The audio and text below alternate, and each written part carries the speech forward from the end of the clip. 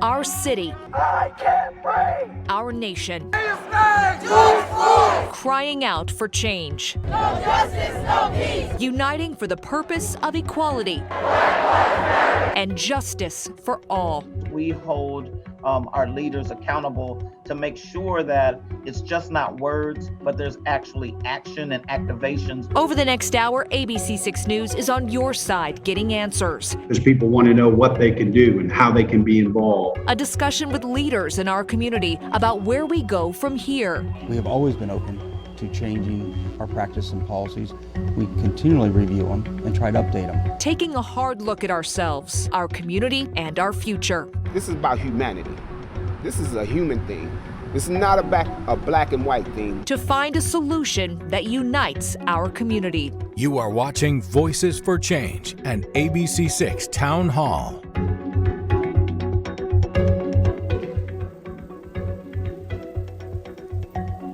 Good evening. Thanks for joining us for Voices for Change. I'm Stacia Naken. And I'm Rodney Dunnigan. Over the next hour, we're going to discuss a number of things with our panel of city and civic leaders. Those topics include potential police reforms and policy changes, the creation of a civilian review commission, and what that would look like, diversity and recruitment on the police force. We took a look into the numbers, plus we're taking a look at who's protesting and the faces behind that movement. Plus, we're hearing from many of you asking questions using our WSYX hashtag on social media. Please continue to join that conversation on Facebook and Twitter. In the end of this discussion, it helps all of us understand better where we go from this past few weeks together. Let's introduce now our panel tonight for this town hall. Columbus Police Chief Thomas Quinlan, who was named chief back in December of last year. Other panelists tonight joining us include Columbus Mayor Andrew Ginther and Columbus City Council President Shannon Hardin, also with us tonight. And joining us, Robert Bo Chilton, the CEO of Impact Community Action. Now, before we start our conversation tonight, we want to take a look at how we got here. Now, for weeks now, communities across Central Ohio and the nation have seen thousands marching the streets calling for justice and equality. The fight, not a new one, but a new movement has sparked after the death of George Floyd, caught on camera. I can't breathe. The images jarring. George Floyd on the ground in handcuffs, an officer's knee on his neck.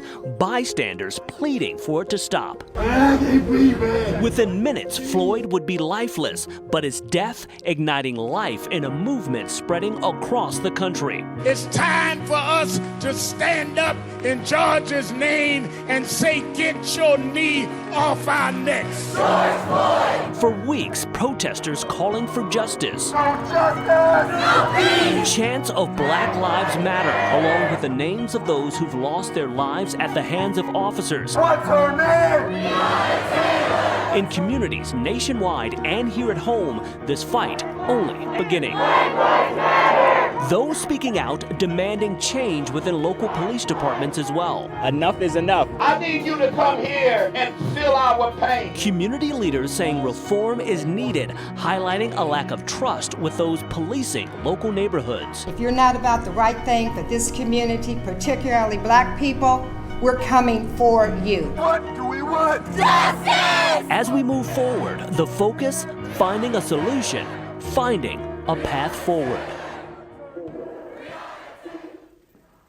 And coming out of that, we do want to start with Mayor Ginther. First off, kind of a two-part question. What have you learned over the past 2 weeks, and did you realize the racial divide in this city between the community and the police department? Absolutely. I think what we've learned over the last couple of weeks is the sense of urgency that we have to move for justice, change, and reform. And, what I continue to talk to protesters about is that the time for talking and discussions and planning are over. They want change, and they want it now.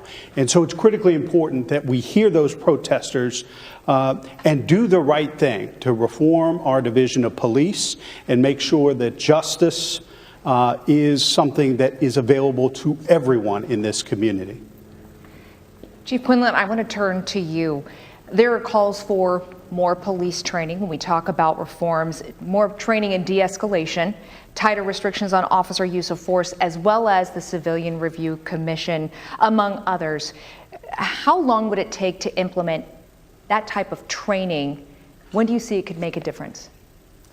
Well, implementing the training, there is no time to waste. It has to be done now. We are actively planning right now how to get that off the lesson plan development stage and into action right away.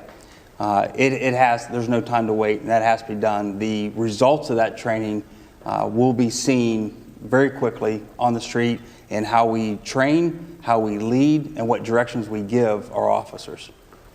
Shannon, you know, a lot of folks saw you on the front line with a lot of those demonstrators and protesters. What are your major concerns when it comes to the police department and the community, just their interaction?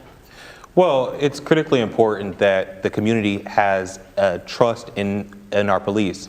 That's where we get our legitimacy from.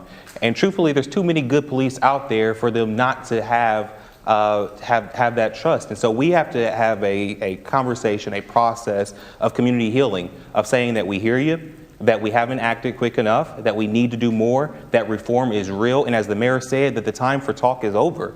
Folks came out loud and clear, and they have stated very clearly that we've had the commissions, we've had the talks, we've had the press conferences and the promises, but now is the time for us to step up and do the harder thing. And so the protest, which started in Minneapolis with George Floyd, came through our streets here in Columbus, and now it's time for all of us, not just us electeds, but the community to come together and respond in quick order. Bo, I want to ask you about that with the community. What calls for change are you specifically hearing? Because this is not just about policing. Yeah. What we want is justice. And the death of George Floyd sparked something that feels very different than incidents of the past. I'm reminded of Emmett Till, and when his mother made the decision to open the casket, burning in the brain of Rosa Parks at the time when she sat on that bus was the image of Emmett Till. And it sparked something of a movement that I find very similar right now. The image of seeing George Floyd call out for his mother and to take his last breath on video, enough is enough. The talk has to be over, and this is the perfect time because my organization, Impact Community Action, that's not just a name. It's an ideal to be achieved. And Mayor Ginther, coming off that, obviously Bo is heavily involved with the community, and community engagement will play a crucial piece in kind of bridging this gap between the community and the police department. What sort of initiatives is your office working on to sort of bridge that gap? Well, you're absolutely right. And the power that the police have is granted to them by the community. And so if trust is lost, if that sacred bond is shaken and undermined, then the police lose their legitimacy because they're not serving the people of the community. So it's critically important. That is not a power given to them by anybody other than the people of Columbus. And, it's critically important that the chief hold officers accountable. I hold the chief accountable on behalf of the people of Columbus. And you're absolutely right. We have to shift the way that we think about policing. And embrace a 21st century community policing model that's focused on serving and protecting everyone, not policing them. And can you guarantee the budget that it's going to take to make that happen when it comes to our police force? Because the training, as we just heard, is going to be key in what's happening on the street. That takes money, that takes resources. There is not a higher priority for the people of Columbus than to have a division of police that they have confidence and trust in. And that means that reform must happen. It must happen now. It must be resourced. And we have to put in oversight and accountability to make sure that the people of Columbus are getting the justice they seek. Chief Quinlan, a major concern from a lot of folks over the past few weeks, they feel that there's a deep-seated issue of racism within the police department. When you hear something like that, as somebody who's been with the department for so long, what are your thoughts? I take that to heart. I made a commitment to Mayor Ginther on December 17th when he appointed me permanent and I said it in my opening statement, that racism is real and that I will not tolerate it on the Division of Police, and I will hold people accountable. And we realize now, as we have admitted, this is occurring in our community and every other community around the country. We have to stop it, and we need to be a national model how to make that happen. So for about 2 weeks now, people marching have filled the streets. We know this is more than just downtown Columbus and the short north, but as Haley Nelson shows us, protests and demonstrators have spread across central Ohio.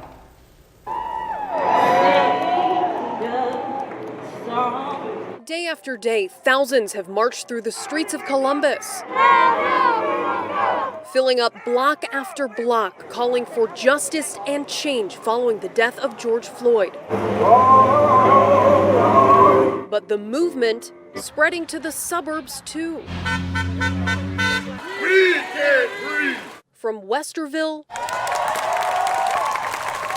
to Blacklick. In Hilliard, people chanting for change. My grandma was doing the same fight that she did when she was younger, so it's kind of heartbreaking for me. Dozens filled Hilliard Station, ending with a call to action. Do something. Go out. Make a difference, because this might be your only chance.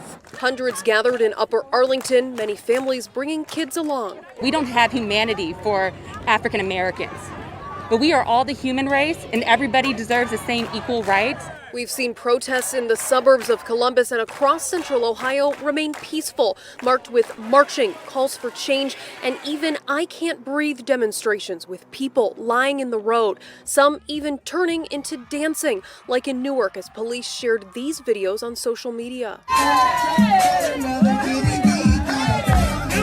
Crowds have been filled at many protests with young people. While in Blacklick, children even organizing the peaceful protest. Kind of started because my dad said, "You're not allowed to go protest." All as demonstrations and planning continue across central Ohio. In Columbus, I'm Haley Nelson reporting. So the calls for change continue, and as we talk about these initiatives, the police reforms, the work that's going to happen behind the scenes, beyond the Citizen Review Commission, which I know you've said is a priority, Mayor, how are you going to include the public in the work that this is going to take to implement? Because a lot of it is not going to be obvious from the beginning, but how do you make sure the public can see the work happening behind the scenes and anyone free to? I think clearly, this can't happen behind the scenes. This can't be behind closed doors. This has to be a very open, transparent, public conversation. And this movement that has started seeking reform, change, and justice, we must make sure that does not die in vain. The people of Columbus expect and deserve more. And this is going to require all of us, not just elected officials and police officers and community leaders. We need CEOs in this fight. We need teachers in this fight. We need faith leaders in this fight. Not just African-American faith leaders either. This is an issue about justice and reform for this community, and we need to have the whole community in this fight and in this movement. Anybody else want to speak to that? I mean, I would also just add, when we talk about training and police training, I think it's important to also have civilians training police. We're talking about community engagement and community policing. So it can't just be police training police officers, other police officers. It has to be bringing in brilliant folks that are out there, like Dr. Chanel Jones, who was on the Mayor's Safety Commission, who has a background in community safety and engagement. We have to bring more voices, more folks to the table so that our officers really are immersed and have a good understanding of the complexities and the cultures that are so abundant in our community. And I think that you do that by bringing other folks in as well. And Bo, I want to ask you, obviously this issue is top of mind for everybody right now. It's the lead in the news cycle. Do you believe in a few weeks from now, once the protests die down, which eventually they will, do you believe the commitment from the police department and the mayor's office, do you believe, as a community activist on the ground, do you believe that commitment will remain? I do. I feel that commitment, but it really does become, what are the actions we're going to take? And that's really been my mantra for this year. Actions speak louder than words. And so I think that we have to have some community conversations and really talk about how do we bridge the divide and heal our community. I remember a time growing up when we considered the peace officers our friends. And that's how I grew up. And then playing basketball in the police athletic league, we had connections. The police were very much a part of the community fabric. And we need to rebuild that trust and that connection. And I think we can do that through some conversations, but it has to start with truth and reconciliation. We have to be honest and lean in on some tough conversations about systemic racism and how it undergirds our society. Mayor, as you look to form the Civilian Review Commission, how do you plan to make sure that the civilians who are part of it are educated in the discipline of policing? Well, that's going to be critical, and I think the best civilian review boards around the country have done just that. And we're going to form a group by July 1st of community leaders and stakeholders to look at best practices from around the country. And we will seat the Civilian Review Board by the end of the year. We want the best model. We want best practices. We want something that works for Columbus. But as has been said here, and I've heard from protesters for the last 2 weeks, time for talk is over. It's time to act. And it's time to put in place reforms that provide oversight and accountability. And speaking of that, I know we've had some comments from some viewers that have been out and about protesting over the past few weeks, and we would like to hear one of those, and you guys can answer from there. I would like to ask our mayor how he is going to combat systemic racism in our city of Columbus, specifically within the schools that have shown to have disproportionate numbers of minorities and still have segregated schools in 2020.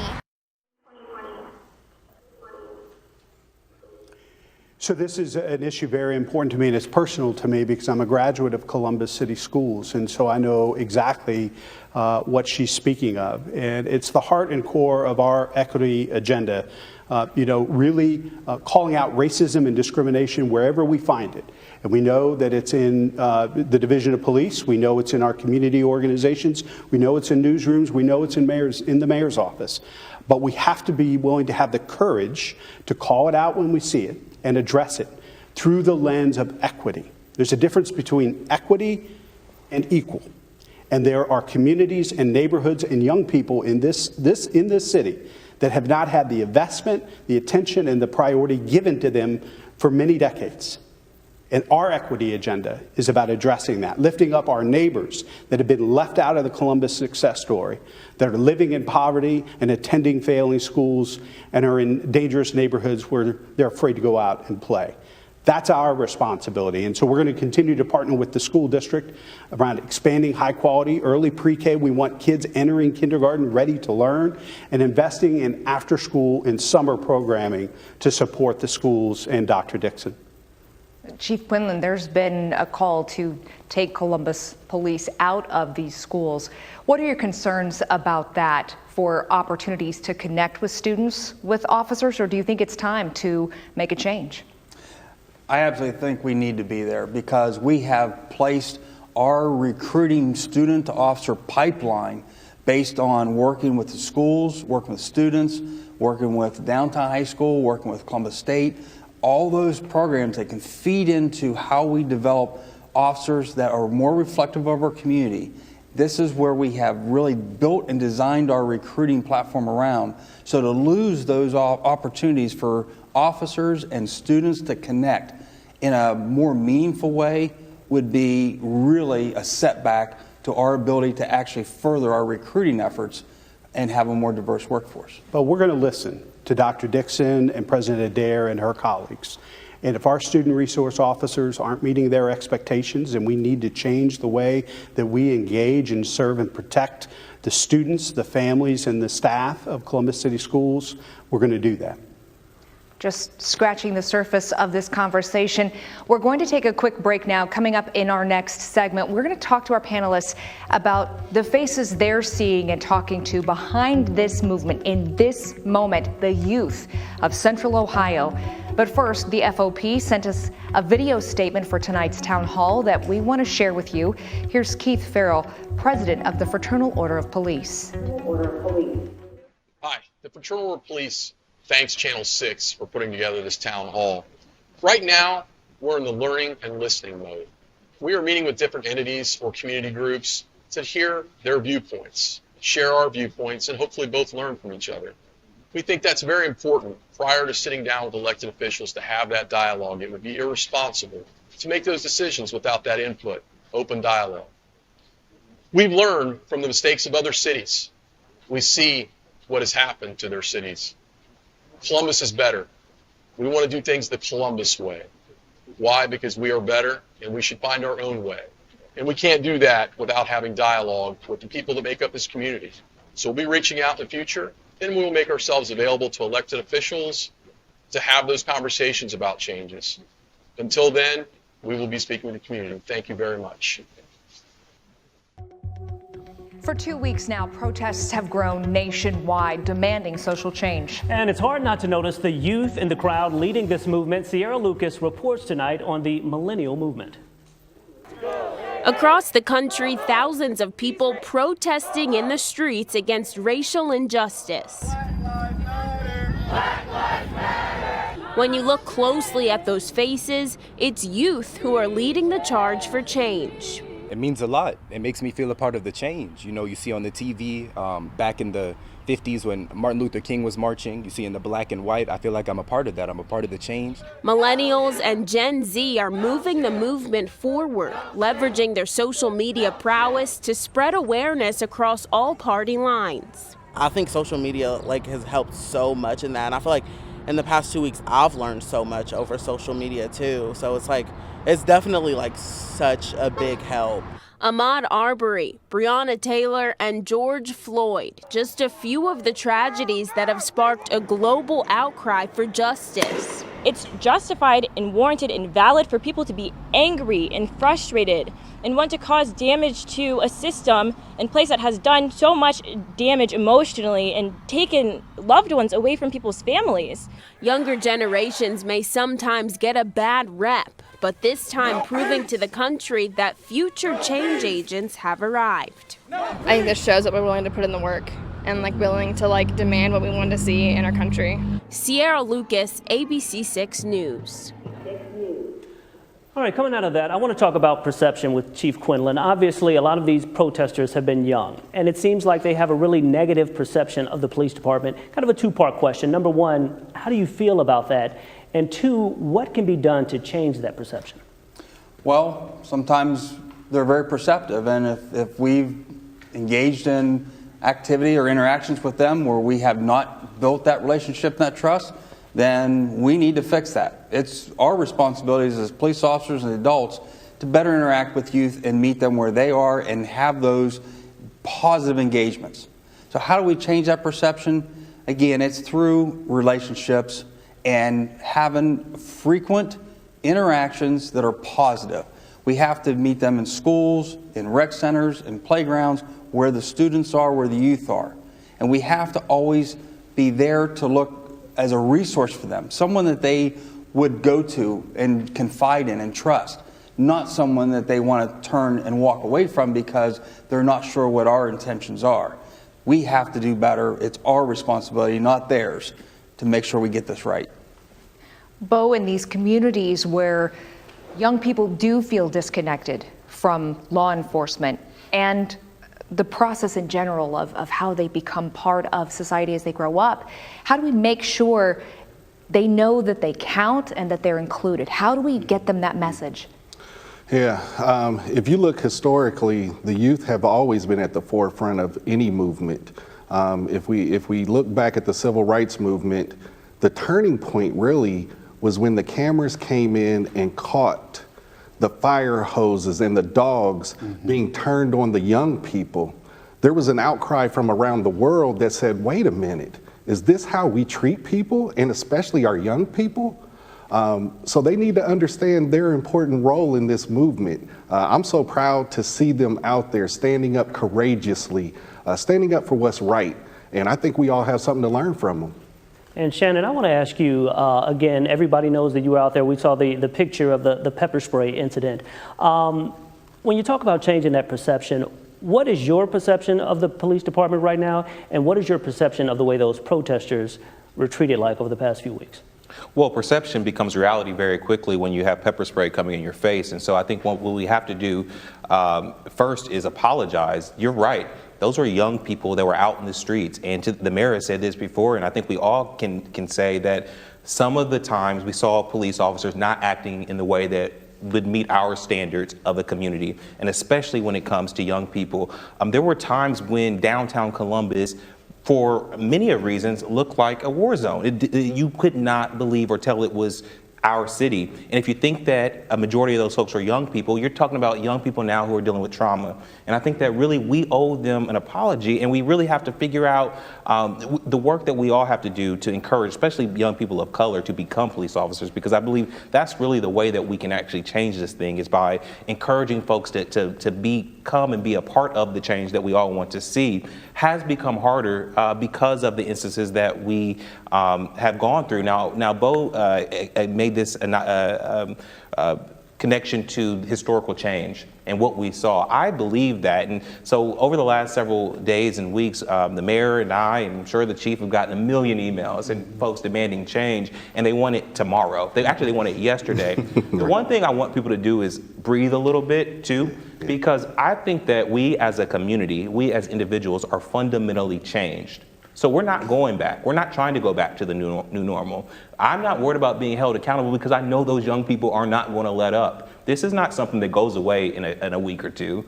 So the mayor, my council members, the chief, all of us in the community, business leaders, we are going to be held accountable, and we better get this right. We better take advantage of this once in a generation, couple generation opportunity, and make sure that we deliver for those young people who sacrificed and led on all of our behalf, so that this country and this community could be better. What's so important, I think, for young people to hear is an acknowledgement when mistakes were made, and clearly mistakes were made. And the chief is going to hold our officers accountable for those mistakes. And I'm going to hold the chief accountable on behalf of the people of Columbus. There were some places we clearly made mistakes and did not meet our community's expectation for engaging peaceful protest. That will not happen again, and officers will be held accountable. I'll say one of our core values now is really about naming it, owning it, and addressing it. If we do that, then we have an opportunity to get it right. We want to talk more about diversity and how that can be implemented with our police force. That's coming up on Voices for Change just after this break. That's coming up next. Welcome back to our Town Hall special, Voices for Change. There have been proposals this week regarding the makeup of race on the police force. As we continue our conversation tonight, our Jesse Pagan takes a look at some of the numbers from around Central Ohio. The Columbus metro area is overwhelmingly white, and the police forces in the city and 3 largest suburbs mirror that. Let's break down the numbers. According to the U.S. Census estimates, Columbus is home to 899,000 people. 60% are white, 29% black, 6% Asian, and 6% Hispanic. Now let's take a look at its police force. According to the latest department annual report in 2018, out of about 1,900 sworn officers, 87% are white, 10% are black, and 1% each Asian and Hispanic. 488 state and city certified minority-owned businesses are based within city limits. Of those, 287 have black owners. Those numbers are likely higher, including those not certified. Dublin and Westerville are 2 of the largest suburbs surrounding the city of Columbus, all with more than 40,000 residents, many of who commute into the heart of Columbus every day. Dublin is home to 49,000 people. 74% of the population is white, 2% is black, 18% Asian, and nearly 5% Hispanic. 71 sworn police officers answer calls in the city of Dublin. 66 of them identify as Caucasian, 2 are African American, and 3 are Hispanic. Westerville on the northeast side is home to 41,000 people in the Columbus metro area and the second highest percentage of African Americans on this list. 87% of people here identify as white, according to the census. 7% are black, 2% are Asian, Hispanics make up about 3%. There are 76 sworn officers, according to the Westerville Police Department's 2018 annual report. The department says out of those, the majority are men and 3 are African American. Jesse Pagan, ABC 6 News. Okay, coming out of that, we want to talk about the numbers. Mayor Ginther, I want to point a question at you. Obviously, Bo and Shannon kind of mentioned this, the diversity. Obviously, you're talking about policing, and folks want to see people in their community who look like them, who can kind of understand their problems. Maybe that can help out with some of the communication issues. What is the city doing to address the diversity issues within the police department to get more minority recruits? It's a very important question, particularly with respect to our equity agenda and our goal of being a 21st century community policing best practice for the country. We are woefully understaffed by African Americans in our division of police and fire, and that is unacceptable. And so I have charged our safety director to double the number of officers and firefighters of color and women in our respective divisions over the next 10 years. And so we've already put in place a cadet program, which is helping to create a pipeline of young folks of color into opportunities in police and fire. But we know there are different challenges for police than there are for fire, part of what the conversation we're here tonight. And it's going to take a sustained, continuous effort. There are departments around the country that are struggling with this, but that's not acceptable, and we will not accept the status quo. And so the chief will be charged not only getting more African Americans in the division of police, but better representative at different ranks throughout the division of police. Our leadership of the division of police right now does not reflect the diversity of this community, and the chief knows I'm holding him accountable to make sure the division overall and the leadership of the division reflect the diversity of this community. Chief, these are good goals. What's the first step? Very first step is to build those, again, the relationships. There's two things to know about Columbus I want Columbus to know, is that the police department is a learning organization and a changing organization. We are learning ways that we can do things better and get to those goals. And we have plans in place, and we're changing. We have more change on our plate right now than I've ever seen in my 31 years. We are changing, and we're committed to this. Now, I have a lot of meetings with different working groups, and I know when I have a problem to solve, and the more diverse the group is that I'm meeting with, the better the outcome is when I have to finally make a decision. So I need those voices in the department and recruit and through the ranks so we can make better decisions and have a better division of police. Shannon, I want to ask you, what are your keys to change? What do you think the department can do today, immediately? Because a lot of those protesters you mentioned, they're going to be holding your feet to the fire. What can the department do today to enact change? Well, one, we can't set folks up for failure. I mean, recruitment is one thing. We have to get more people coming to take the test. But after they take the test, the Civil Service Commission, the steps that you have to get to from taking the test to becoming a police officer, we can't have barriers that are so high that especially people of color can't meet them. Not to say that this is just an issue with African Americans, but the fact that we do such an extensive checks on credit checks and credit scores, especially as we think about the economic environment that we're in right now and how racism has affected jobs and people's ability to make a living and be a part of. We know poverty plays a role. It doesn't make sense for us to put such weight on credit checks and those type of things if we really are trying to bring folks in. And so I think that we have to one, recruit more, bring more folks to the table, but we also have to open the hood and look to see if there are structural issues with our hiring practices that would prohibit folks from coming in. And I think that we're all committed to examining to find out how we can get more folks through the process, because people know that policing is a great way to make a living. It's a great way to give back to their community. We don't want to stop that young kid that's gotten that far and tell them because you have a credit score of 600 or so that you can't become one of our police officers, because we need that person too. And I think we got to call it out where it is, right? Civil service at times has used barriers and obstacles to keep people out. To keep people from serving. And we need to acknowledge and accept that. And we need to change those policies and procedures, which are part of the recommendations of the Safety Advisory Commission that we're working on with the Civil Service Commission. But that has to remain a top priority, because we can't simply encourage more people to come and take a test and continue to throw barriers and obstacles for them to become police officers. And then we have to, and I've charged the chief with this directly, to own, the building of the leadership of the force of tomorrow. And so that means identifying and mentoring leaders in the Division of Police to become the next sergeants, lieutenants, commanders, and deputy chiefs. That's how we have the change that we want to see in our division. We have a question now from Stephanie Hightower, who is the CEO of the Columbus Urban League. Let's listen in. What is your timeline for implementing the recommendations that are already in the Safety Committee report? Are those recommendations or some plan of those recommendations going to be presented to the community within the next 60 days? I think those are the two questions. Chief? Absolutely. So my plan is in the next 60 days, I want to be able to have a dashboard that very clearly identifies, open facing to the public, what the recommendations are, where we're at on every single recommendation, and what progress has been made. So 14 of the 80 are implemented, and there's 61% total. There's another 35 that are substantially in progress. So we still have work to do. Some of them are controlled by other people outside the Division of Police.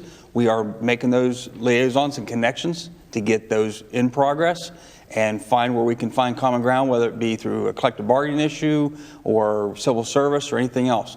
We are committed by the end of the year. These came out in February. By the end of the year, we would like to have all of 80 implemented or a path forward on each one of those. I think it's important, though, for the public.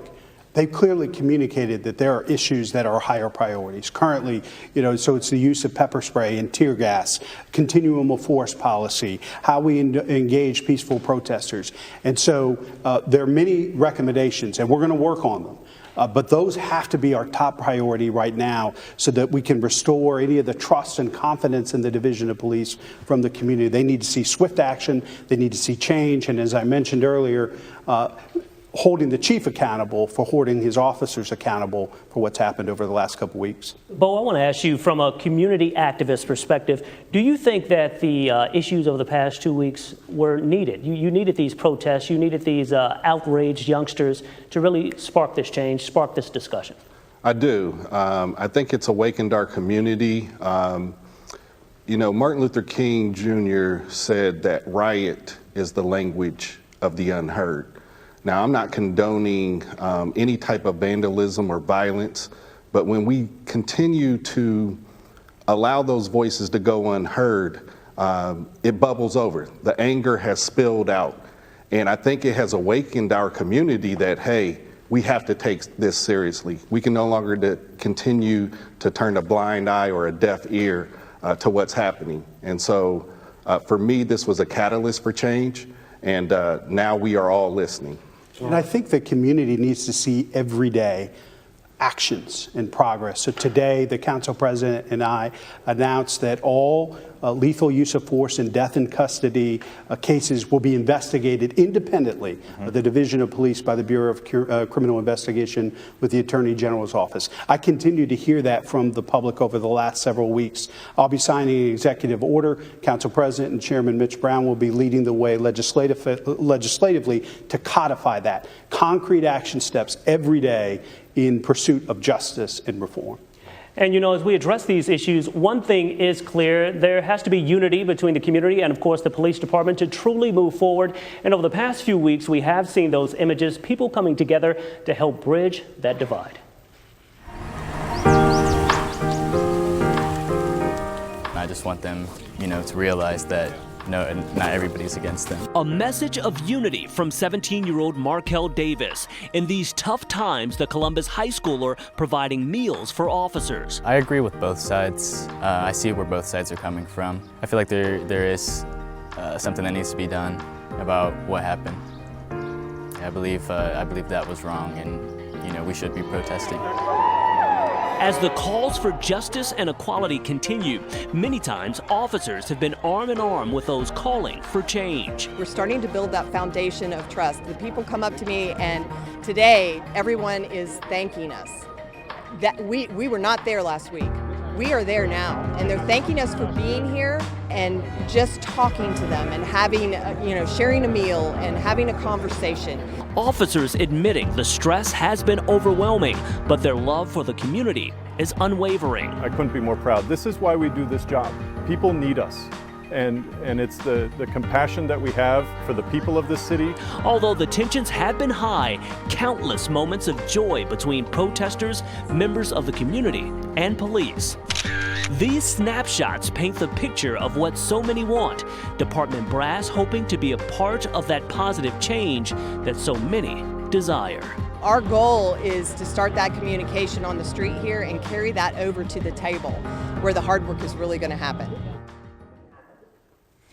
And obviously, this is part of that hard work, working with the community. Chief Quinlan, out of that, I want to ask you a question. The mood of the department right now in your officers, because honestly, all around the country, officers are being called brutal, being called racist. And you saw in that piece, there are good officers out there who want to connect with the community. So just what is the mood of the department right now? Well, I've spent my entire adult life here. I love this city, and I know the hearts of the officers that work on the division love this city. They're all volunteers. They're all here by choice. They want to serve this community. And it's hurtful when officers see other officers not getting something right or just doing something criminal. It hurts all of us and undoes all the good work we've tried to do. So we need to have these conversations. It's one thing for an officer to take a run, to go to a call for service and try to mediate something in the field in real time. The conversation we're having out there in the street where you see officers walking with protesters, that's the first time we really have a chance just to sit and listen to what's on the public's mind.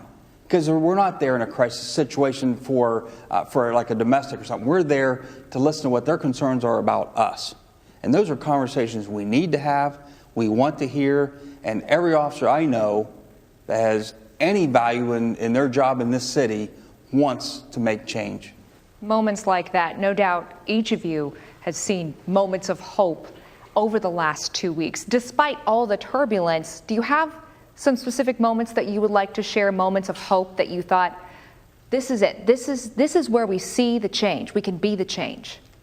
I think when I was marching with protesters, I marched several times with protesters. I was talking to a young father who had a little one at home and was talking about he was marching and taking action because he wanted to make sure that his son, his 2-year-old son, grew up in a more just and fair world, and that his son would be viewed differently by the police, by law enforcement, by the greater community, because the issue of racism and discrimination isn't just within law enforcement and the Division of Police. It is in every aspect of our community and our society. And we have to collectively commit to building a more just future. It's not enough anymore for us to be non-racist. We have to be anti-racist. And that is not actively participating or sitting idly by, but speaking up and holding each other accountable. That's the hope. That's the inspiration I got from that young father that I was protesting with. Anybody else want to share a moment? I mean, for me, it was, going down on Friday night, and then we had the incidents that over the evening that necessitated people to put up plywood throughout our downtown. And then going back the next afternoon to protest and starting to see the murals that were coming about that were messages of hope, beautiful peace signs. To me, that was really the community coming together and signaling that even through our hardest times, there is beauty. This is Columbus. I saw so many messages of hope. I saw artists out there. I saw folk going and giving the artists food as they were painting, and the painters encouraging the protesters to keep on going. And those are, to me, moments of community that are Columbus. We are great, and we're going to become better because of these things that we've gone through. And all of us will. The police will be better. Certainly, the community will be better. There's so much hope. I'm more hopeful now about the direction of our community and policing and racism than I've ever been in my lifetime, because again, this is a seminal moment in all of our lives, akin to the 50s and 60s when we went through the civil rights moment. Our job now is to live up to it, to do the harder things, to take the harder stance right now, because just like our grandparents did by marching and doing the hard things and getting those water holes, we have to produce so that our kids and our grandkids can inherit something truly better than the lives than where we are right now. And I believe that we're on that track. The thing that made me most hopeful is just seeing the broad cross-section of the community. I saw young and old. I saw parents bringing their kids to the pocket parks. I saw artists creating, feeling that real sense of community. And even as I walk in my neighborhood, people are waving and saying hello. I feel that sense of community is coming together. So unfortunately, it took this crisis for people to awaken and to start to come together and say, what kind of world do we really want to live in? And are we living up to the American ideals, that this is a place where everyone can achieve the American dream? Unfortunately, if you look at the data from the Opportunity Atlas, some people are born into neighborhoods where their life chances are diminished. And so now we have an opportunity to say we're not going to just stand for injustice and inequity. We're going to address it. And equity means, as opposed to equality, equality is everyone having a pair of shoes. Equity is everyone having a pair of shoes that fit. And the hope I had and experience was when I interact with people out there on the street, there wasn't a hatred towards police. They want us here in the community. They want to be treated with respect, and they want us to be there when they call us. So there was a lot of commonality there. The relationship's broken and fractured, but it is salvageable, and that's what I got from them. And one thing we're going to do is, as Council President Hardin talked about all this artwork that they're creating on the plywood, we are asking some of the business owners when they take that down to replace the glass to allow us to have some of that artwork so we can take it to the police academy and use that in the police academy to train recruits, new officers, about the story behind this picture, and maybe bring the artist in and have them talk about what inspired them. We want them to tell their story. That is healing. There is hope. Definitely. And still to come, our panelists will share their final thoughts on how this community can hopefully move forward from this. We're back in a moment. Welcome back to Voices for Change and ABC6 on your side Town Hall. We appreciate your time tonight. And I think it's been a great discussion, and we want to give all of our panelists a chance to kind of give some final thoughts. Mayor Ginther, we'll start with you. Well, thank you, and thanks for the opportunity and for organizing this event tonight. So important that we as a community are committed to justice and reform on behalf of our neighbors. It's important to let folks know that the city is opening our doors and listening and going out to the community to hear directly from them about things we need to be doing every day.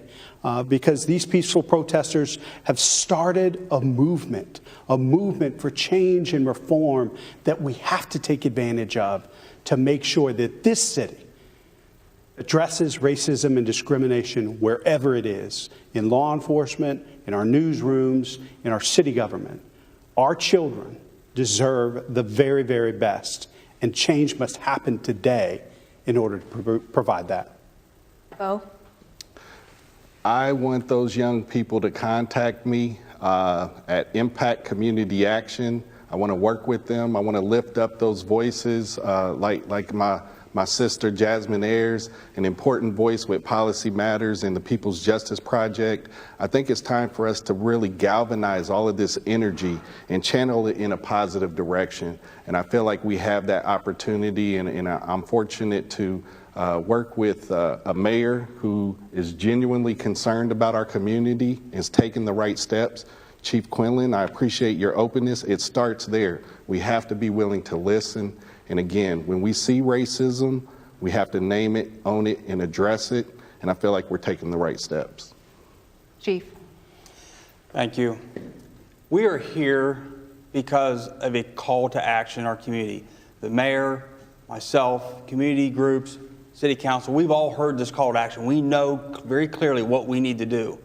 But I would be remiss if I did not recognize the reason that we came to this point.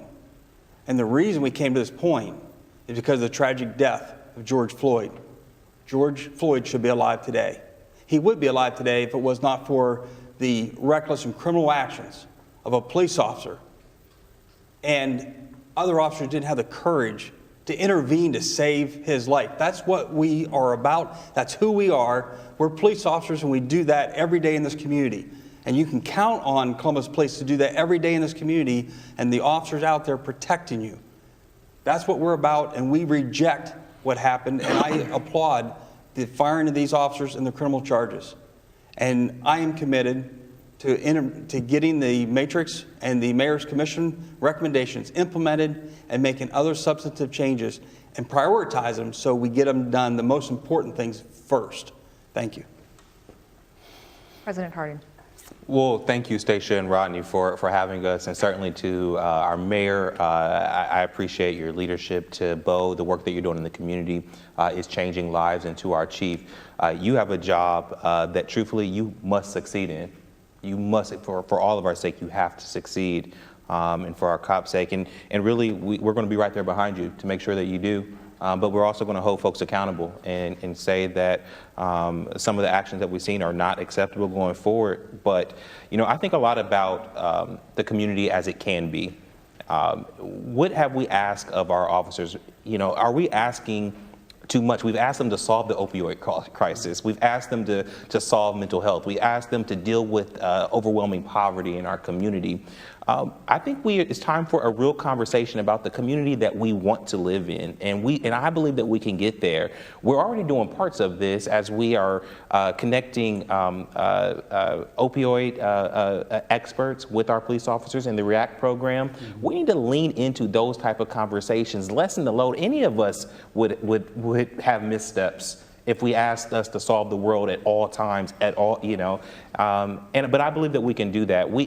I've said this before, if any community can solve these issues, it's Columbus, because we know how to come together, we know how to stack hands, and we are all committed to doing so. And so we know that you will hold us accountable, and we have great partners that will do that. And I'm more hopeful than ever that we will actually see that change for our children. Thank you all so much for being here and sharing your thoughts and having an open conversation. This is the first of many conversations we know will happen here in our community, tough conversations that we know we all have to be a part of. And it was certainly needed, and we appreciate you guys, and thank you all for stepping in the hot seat tonight and answering some of these tough questions. Now, if you missed any of this town hall, you can watch it once again on our website. That's abc6onyourside.com, and on our YouTube page, just search WSYX ABC6. Have a great night.